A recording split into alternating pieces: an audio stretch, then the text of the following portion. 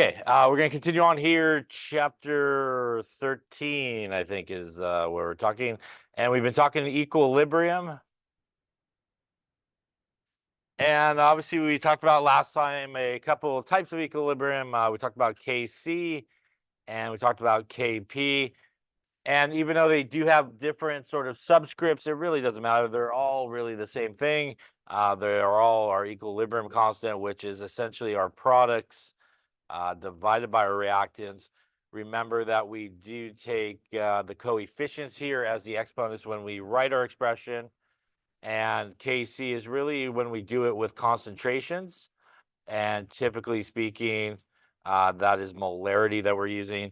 And Kp is when we have gases in our equilibrium and we do it with pressures. And as we talked about, sort of the standard unit of pressure that you usually want to use when you are doing equilibrium is atmospheres. So that's typically what you want things in terms of pressures. They oftentimes will not give you sort of the same numerical value, although in some occasions they can, but they still tell you basically the same thing. And the same thing is what we talked about with equilibrium constant values to begin with. If you have a large value of K, that means when we reach equilibrium, we should mainly expect products to be there. When we have a small value of K, we mainly should expect more reactants to be present. Remember that sort of a large value of K is considered basically anything kind of 1 and over. So good way to think about it is anything that has sort of a positive exponent is going to be considered large. Anything with kind of a negative exponent times 10 to the negative whatever is going to be a more on the small side. Now, there's a way to go between these where in certain situations, maybe you're looking for the Kp or the Kc, and you either have one or the other, or a way to calculate one versus the other.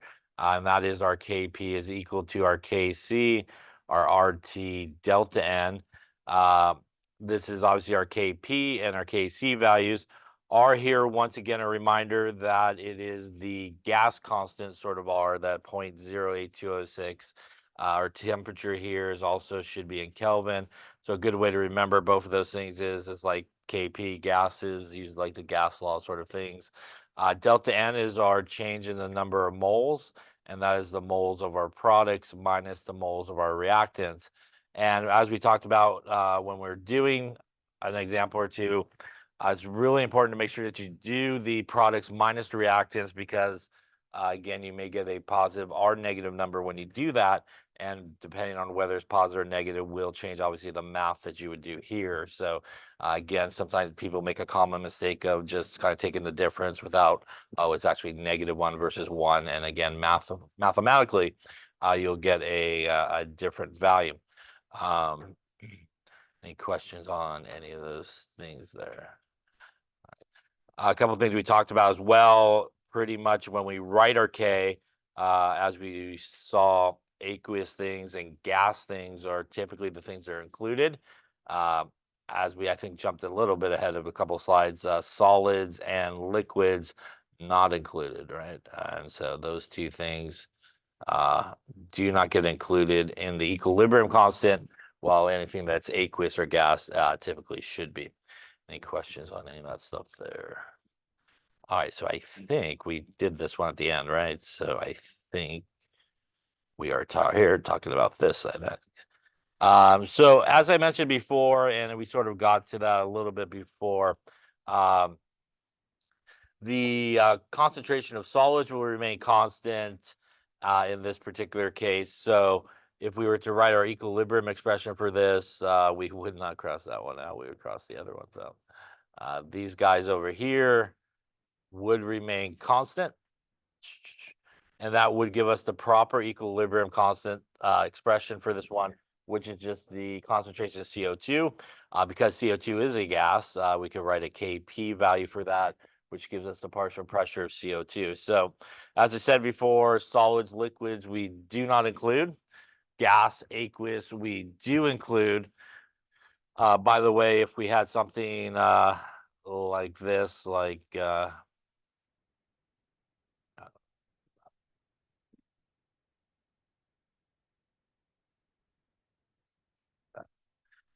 So if we have something like this, the equilibrium expression would be 1 over, right? So again, if you're something on the product side, you have nothing to include, then you just do 1 over basically the reactants if you have that situation. So that would be sort of how you would do that. Any questions on that? So this is obviously a heterogeneous equilibrium, which means everybody's in some different phases. Not everybody is in the same phase. So as you can see here, over the most part, really you can think of solids in this aspect of it, which is they're just kind of sitting there. And again, really for things to interact well with each other, they got to be in that aqueous state, which means that they are typically ions floating around and ready to sort of react, or they need to be gases, which means obviously they're flying around and they're ready to react. So you think again, that's solids just kind of sitting there, not really participating in equilibrium, along with, again, just our pure liquids, which their concentrations will not change all that much. All right, so let's try one more here. The partial pressures of each gas is 0.265 atmospheres.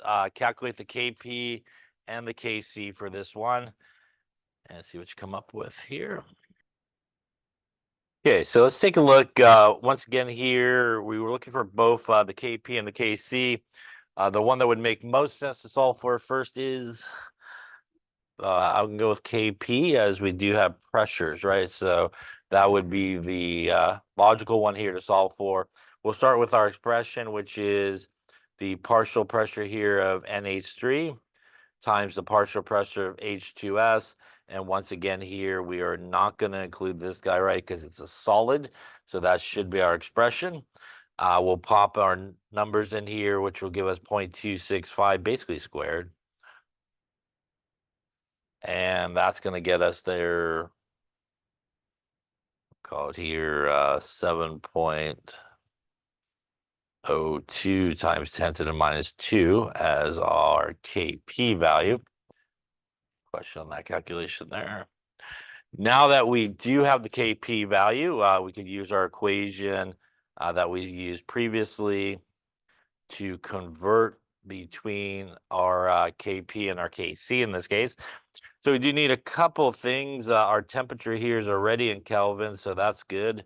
Our R's are constant. We do want our delta N in this case.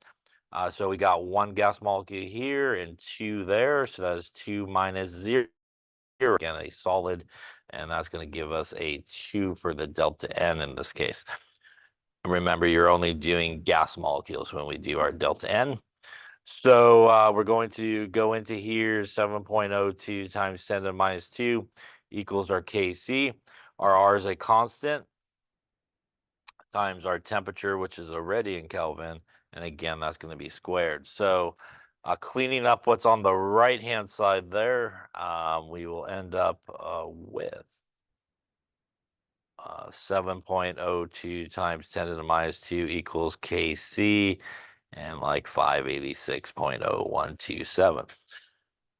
Needed to bring this to the other side and divide. So that is what we're going to do. So we'll take our 7.02 to the minus 2, divide it by the answer, and that will get us a Kc here of 1.20 times 10 to the minus 4 in this case. Questions on that there? This is a large, small value K. These are small, right? So we actually would expect mainly reactants to be present here at equilibrium. And again, as we can see, the Kp and the Kc value are not necessarily always going to be the same value, which they often are not, but they both gave us a small value of K, and that's what they should do, and it should be in agreement, in terms of that. Any questions on Kc, Kp, how to go between them, calculate them? All right, so again, like I said, this is very common errors when people do that, and also using the wrong gas constant, because we used the other one for the previous chapter, so sometimes people use the wrong gas constant. All right, then let's continue on. If there's no questions on that, we're going to talk a little bit here about how we can manipulate equations sometimes, and what that does to the value of the equilibrium constant. So there may be certain situations that you may need to add certain equations together, and you can sometimes build them through multiple equations. So as we talked about kind of when we're doing mechanisms, and also when you did like Hess's law, again, not all reactions occur in a sort of one-step process. It may be a result of multiple reactions coming together. So for example, here, if we took these two reactions where we have the equilibrium constant here for our top one, which is our C times D divided by A and B, and our equilibrium constant expression here for our bottom one, which would be E times F divided by C and D. If we were to take both of these equations basically and add them together, what will happen is the C's would cancel, the D's would cancel, and this would give us an overall reaction of A plus B goes to E plus F. Pretty much anything that are opposite sides of the arrows could either completely cancel out or can reduce down. You can kind of, again, think of the arrows like an equal sign and kind of subtracting from one side to the other. When you're all done sort of canceling things out, everybody on the left-hand side of the arrow stays there. Everybody on the right-hand side of the arrow stays there.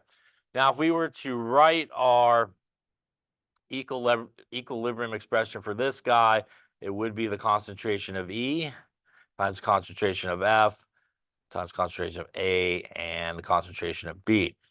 So when we add multiple equations together, we actually get the K value by multiplying the K value, not dividing.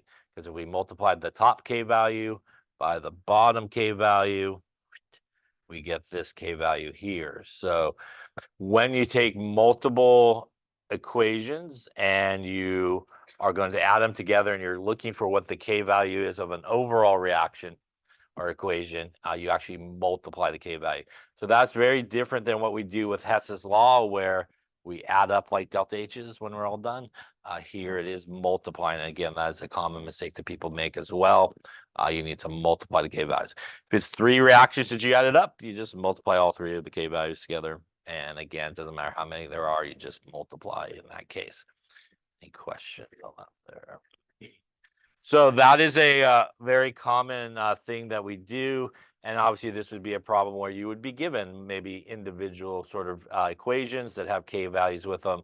And then they're like, hey, what is the K value of this equation? And you kind of has to build it very much like in a Hess's law sort of situation where you're putting equations together.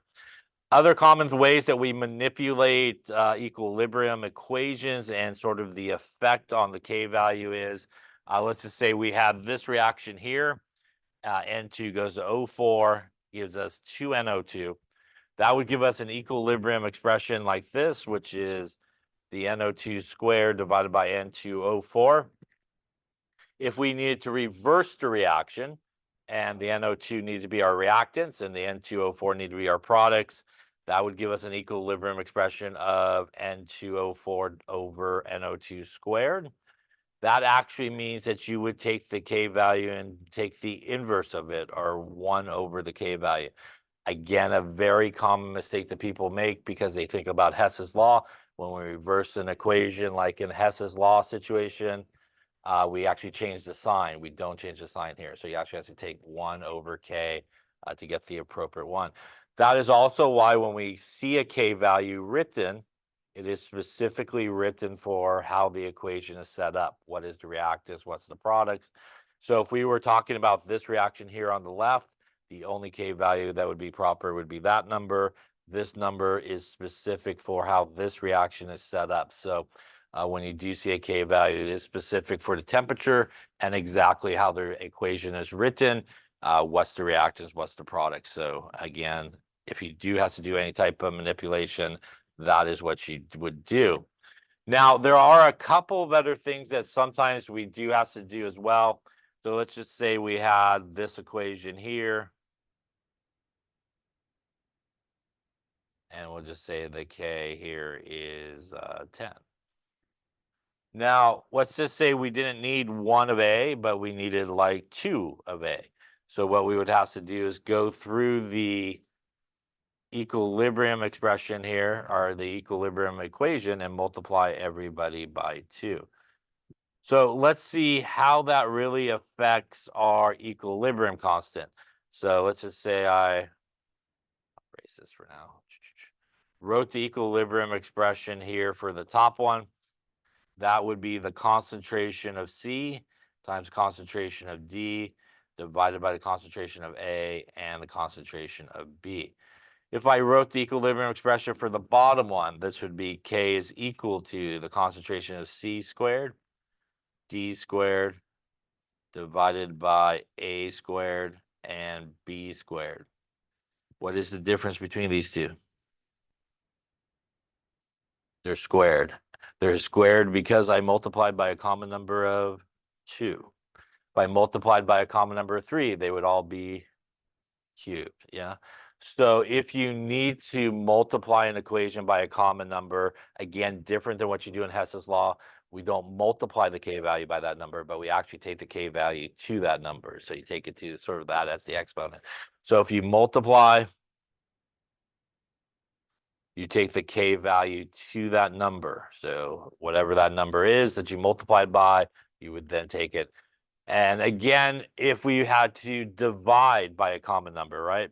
So let's just say we took this, we started with the second equation and we wanted to get to the first equation. So we want to go, say, backwards this way, and we divided by 2. That would then mean that our k value would go from there to there, right? If we're dividing. What is the difference between starting at this guy and ending at this guy?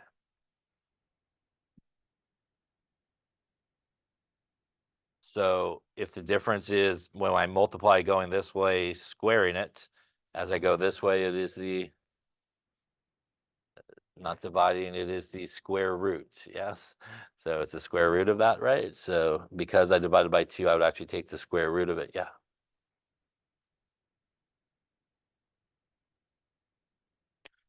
No, so the k expression and the value that you would have for either of these, if we actually had numbers, would be specific for the way it's written. Yeah. So because we divided by 2, the difference going in this direction here is actually the square root of it. By the way, if I had 3a plus 3b goes to 3c plus 3d, and I went back to this, I would divide by 3, right? Which then means it would be the cube root, yeah? So if you divide, you basically take the root of that number for k, yeah? And again, 2 very common things that people mess up on because they do sort of relate it to Hess's law. So again, if you multiply, you got to take that k value to whatever that number is, as sort of like squaring it, cubing it. And if you're coming backwards and dividing by a number, you got to take the root to whatever that divided by number.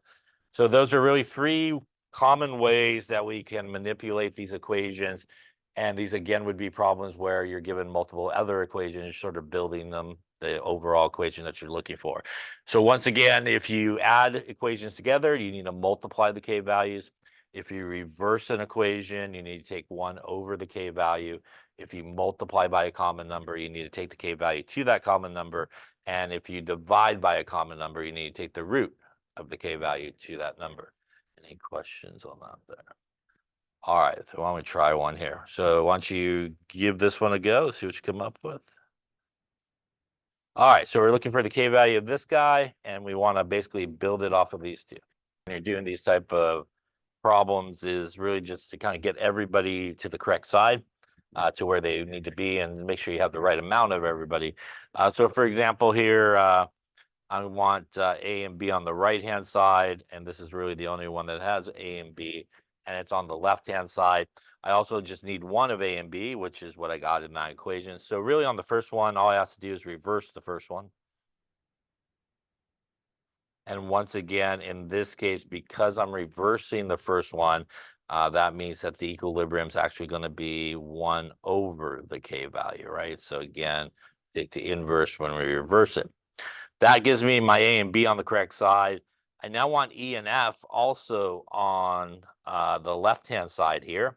This is the only place where E and F is at. That means I do need to reverse this equation as well. And I also need to do what? Multiply by, I need two E's and two F's. So I need to really reverse this one and multiply by 2. This one I just needed to reverse. So when I do both of those things, that will give me 2E plus 2F, again, reversing it as well, times 2C plus 2D. Now I did a couple of things with this one, which means I did reverse it, which means I'm going to take 1 over 20. And then I also multiplied by a common number, which means I also need to square it as well. So this is basically for the reverse part. This is basically for the squaring part, right? Or multiplying by 2, or times it by 2. Any questions on that there? I'm out of equations, so this should hopefully add up correct. Again, things on opposite sides that are the same will cancel. So those will cancel, those will cancel. That will give me everybody on the left staying there, which is 2E plus 2F. Goes to the right-hand side, A plus B. So we did get our correct equation. We'll get a couple of numbers here just so we're dealing with numbers rather than a whole bunch of stuff. So 1 divided by 100 is our 0.01, and 1 divided by 20. And then we also need to do a little squaring. Going to get me 0.0025. So I'll call this K1 and K2. The K value for this guy would equal K1 once again times K2. So we're not adding them, we need to multiply. And that will give us 0.01 times 0.0025. And that will get us there. 2.5 times 10. 1, 2, 3, 4, 5, minus 5, I believe. Any questions on that one there? Yeah.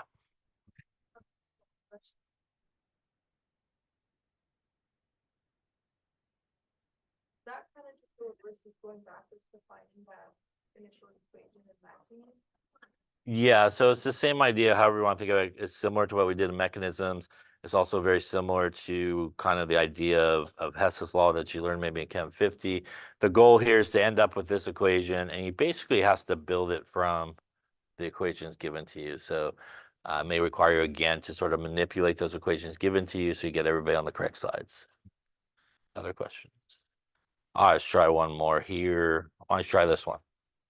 In this case, we're looking for this guy here. And we take a look at this one here and see what we need. Again, I'm just going to approach it by making sure everybody's on the correct sides. In this case, I do need N2 on the left, which it is here. I also need NH3 on the right, which it is there as well. So for the first equation, I don't really need to reverse it, but I do need to get the right amount of each of those. So I do need 2 N2s, which means really this first one, I'm going to actually have to multiply by 4 to get me to 2. So when I do that, 4 over 2 will give me 2N2 plus 12 divided by 2 will give me 6H2 goes to 4NH3.